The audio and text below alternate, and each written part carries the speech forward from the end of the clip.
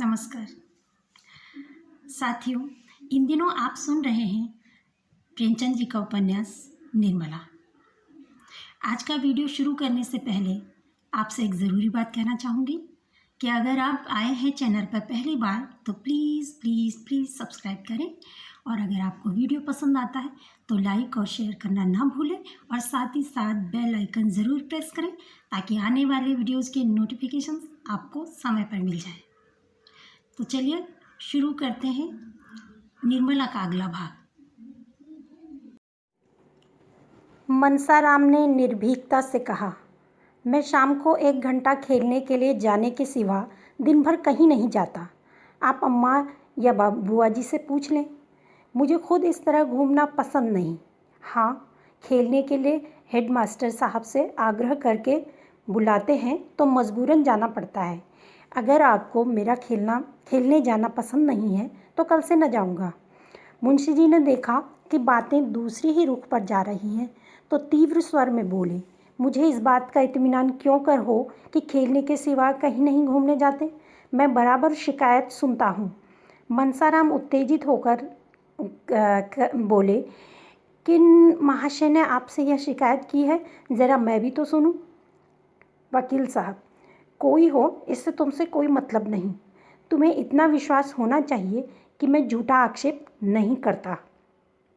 अगर मेरे सामने कोई आकर कह दे कि मैंने इन्हें कहीं घूमते देखा है तो मैं मुंह न दिखाऊं।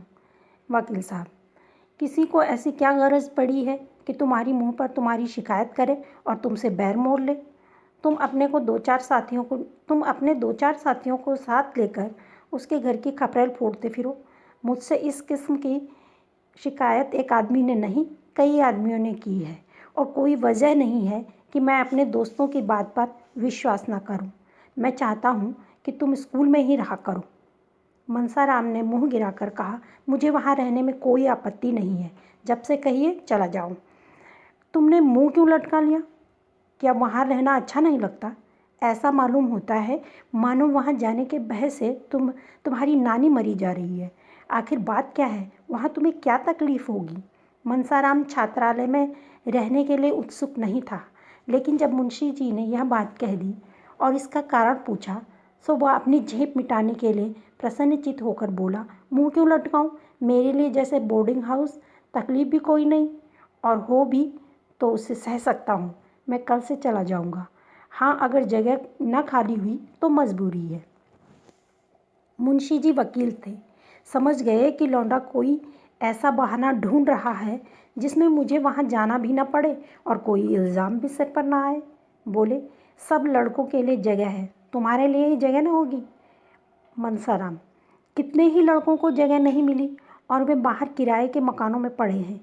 अभी बोर्डिंग हाउस में एक लड़के का नाम कट गया था तो 50 अर्जियां उस जगह के लिए आई थी।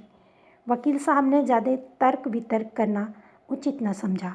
मनसाराम को कल तैयार रहने की आज्ञा देकर अपनी बग्घी तैयार कराई और सैर करने चले गए।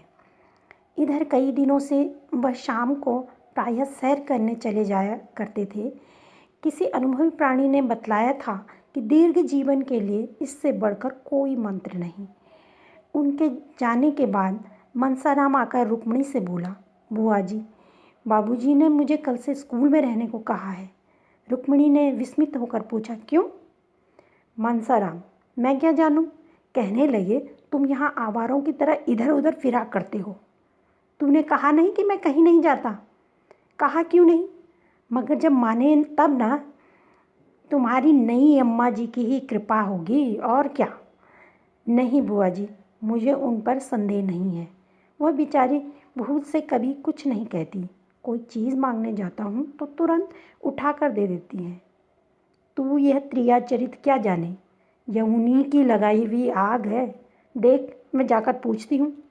रुक्मिणी झल्लाई हुई निर्मला के पास जा पहुँची। उसे आड़े हाथों लेने का, कांटों में घसीटने का, तानों से छेदने का, रुलाने का सुअवसर वह हाथ से न जाने देती थी। निर्मला उनका आदर करती थी, उनसे दबती थी, उनकी बातों का जवाब तक न देती थी। वह चाहती थी कि यह सिखावन की बातें कहें, जहाँ मैं भूलूं वहाँ सुधारें, सब कामों की देख रेख करती रहें, पर रुक्मिणी उससे तनी ही रहती थी। निर्मला चारपाई से उठकर बोली, आइए दीदी बैठिए। रुक्मिणी ने खड़े खड़े पूछा, मैं पूछती हूँ, क्या तुम सबको घर से निकालकर अकेले ही रहना चाहती हो? निर्मला ने कातर भाव से कहा, क्या हुआ दीदी? मैंने तो किसी से कुछ नहीं कहा। मनसाराम को घर से निकाले देती हो तो इस पर कहती हो मैंने तो किसी से कुछ नहीं कहा। क्या तुमसे इतना भी नहीं देखा जाता? दीदी जी, तुम्हारे चरणों को छूकर कहती हूँ, मुझे कुछ नहीं मालूम। मेरी आंखें फूट जाए अगर उसके विषय में मुंह तक खोला हो। क्यों व्यर्थ कष्ट खाती हो? अब तक तोताराम कभी लड़के से नहीं बोलते थे। एक हफ्ते के लिए मनसाराम ननिहाल चला गया था तो इतने घबराए थे कि खुद जाकर लिवा लाए। अब इसी मनसाराम को घर से निकालकर स्कूल में रखे देते हैं। अगर लड़के का बाल भी बांका हुआ तो तुम जानोगी। तुम कभी बाहर नहीं रहा, वह कभी बाहर नहीं रहा। उसे न खाने की सुध रहती है न पहनने की। जहाँ बैठता है वहीं सो जाता है। कहने को तो जवान हो गया है पर स्वभाव बालकों सा है। स्कूल में उसकी मरण हो जाएगी, वहाँ किसे फिक्र है कि इसने खाया या नहीं, कहाँ कपड़े उतारे, कहाँ सो रहा है। जब घर में कोई पूछने वाला नहीं तो बाहर कौन पूछेगा? मैंने तुम्हें चेता दिया है, आगे तुम जानो, तुम्हारा काम जाने। यह कहकर रुक्मिणी वहाँ से चली गई। वकील साहब सैर करके लौटे तो निर्मला ने तुरंत यह विषय छेड़ दिया। मनसाराम से वह आजकल थोड़ी अंग्रेजी पढ़ती थी। उसके चले जाने पर फिर उसके पढ़ने का हर्ज न होगा। दूसरा कौन पढ़ाएगा? वकील साहब को अब तक यह बात ना मालूम थी। निर्मला ने सोचा था कि जब तक कुछ अभ्यास हो जाएगा तो वकील साहब को एक दिन अंग्रेजी में बातें करके चकित कर दूंगी। कुछ थोड़ा सा ज्ञान तो उसे अपने भाइयों से ही हो गया था। अब वह नियमित रूप से पढ़ रही थी। वकील साहब की छाती पर सांप सा लौट गया।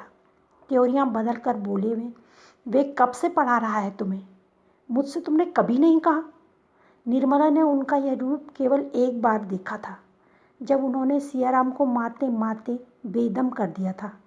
वही रूप और भी विकराल बनकर आज फिर उसे दिखाई दिया। सहमती हुई बोली, उनके पढ़ने में तो इसमें कोई हर्ज नहीं होता। मैं उसी वक्त उनसे पढ़ती हूँ जब उन्हें फुर्सत रहती है। पूछ लेती हूँ कि तुम्हारा हर्ज होता हो तो जाओ। बहुधा जब वह खेलने जाते हैं तो 10 मिनट के लिए रोक लेती हूँ। मैं खुद चाहती हूँ कि उनका नुकसान ना हो। बात कुछ न थी।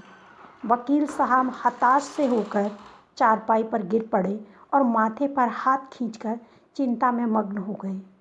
उन्होंने जितना समझा था बात उससे कहीं अधिक बढ़ गई थी।